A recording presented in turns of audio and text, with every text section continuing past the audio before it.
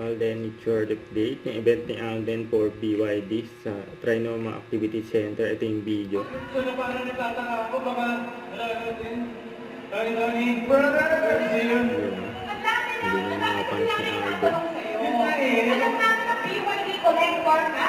Yes, actually, ang dami ko right now. So, I have the BYD Shark, DLO. Okay. And then I have the E-Max 9. Oh, Ibo! For dating. That's right. Yung mga dinadala ko lagi pag work. And then right now, I'm eyeing the variants compete, but actually showcase their adaptability and compatibility with the lifestyle of the individual who's going to purchase it. But for me, my personal bias is the Atto 2 EV. So, nako talaga, when I test drive it, when we were shooting content for it, grabe. Hinihingi ko na nga yung demo unit. Sa kanya ba to? Pilit ko! Hindi ba lang yung pangalan niya? Ano ba yun? Okay.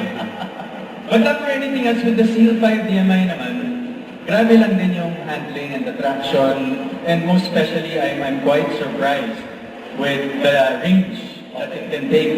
Imagine, ang sobrang layo. I think, if I'm not mistaken, it's 2,100 kilometers. Na grabe lang for a sedan. Yeah.